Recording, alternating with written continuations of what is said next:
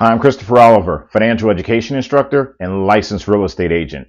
I have licenses in more than one state, and I work with partners all across the United States to represent buyers and sellers just like you who are looking to make a move. So today's video topic is focused on selecting the lender you need as a home buyer, and it's part of a broader video that I'm creating to help home buyers navigate the current interest rate environment. I'm expecting to have this done probably by tonight, so I'll get this uploaded to my YouTube channel by tomorrow. All right, really excited to talk about this topic, so let me get straight into it. Recognize that different lenders offer different rates and terms, so it's in your best interest to explore a variety of options. Now, don't go crazy about this. You don't want to spend too much time doing this prematurely because it's just not going to be worth the juice is not going to be worth the squeeze. I recommend that you go with a local lender with a reputation for closing deals on time. That's the lender you should work with and obtain your pre-approval from. Now, you want to make sure that the rates offered by that lender are rates you can live with, right? But after that, focus on your house hunt. Shopping for the best rates and terms before you actually have a home under contract is futile, because just about every lender you talk to is going to tell you what you want to hear. But generally, none of these lenders is going to lock in your rate until you have a home under contract. So anything they tell you before then it's not a commitment. It's just going to be a moving target. Now, in addition to this, I think it's also important for you to know that your lender's responsiveness during the evenings, the weekends, as well as his or her approach to taking care of you as a borrower, not rushing you off the phone, that's important as well. And it should matter to you just as much as the rates and the terms. Because see, here's the deal.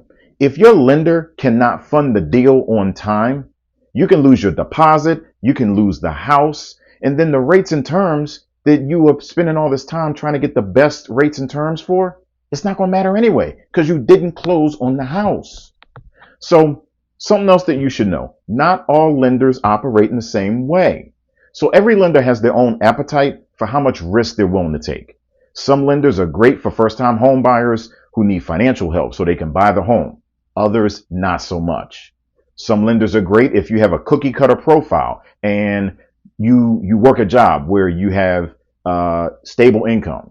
But if you are one of those individuals, maybe you're self-employed, you have irregular income, or maybe you just have a checkered past in terms of your credit, that's why you need to know the best lender for you. Some lenders could get you approved. Other lenders, you could contact them the same day with the same profile that you had earlier in the day when the other lender approved you, and they won't approve you at all. They'll deny you the loan. Let me tell you a quick story. A few years ago, I had a client who was looking to move from her current home at the time, right, to buy a larger home with a garage. She reached out to me, or actually she called the loan officer first. So she called the loan officer at this particular lender, and the loan officer told her she could not get approved and gave her the reason why. So when my client called me and told me what happened, I'm completely shocked because I knew the guidelines, I was aware of her financial profile, and I had every reason to believe that she should have gotten approved.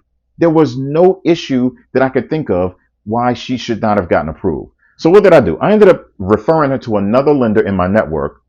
This lender approved her, funded her second home purchase, no issues at all. So needless to say, she was clearly approvable. And to be fair, the loan officer who denied her the first time had every right to do so. What I take issue with is how it was explained to her. Saying that she could not get approved was not totally accurate. It would have been more precise to say, I can't approve you based on my company's underwriting guidelines. However, you may be able to get approved by a different lender with more flexible underwriting guidelines or something like that. So that's not what he said. He just said, I can't approve you. Like you can't be approved. And it almost made it seem as if it was just a across the board denial. So anyway, interviewing a few different lenders is definitely a best practice. Having a loan officer who works well with your agent is critical. It's a critical piece to the home buying puzzle because you have got to work with this person all throughout the transaction. I strongly recommend, absolutely recommend, that you get your lender recommendations from a licensed, experienced agent who's working with you. The two of them have to work together and be a dream team for your success. So at the end of the day, picking a lender is very important. I definitely recommend that you pick your agent first. Go with the recommendation that your lender, that your agent has on who should be the lender, at least to get the pre-approval from.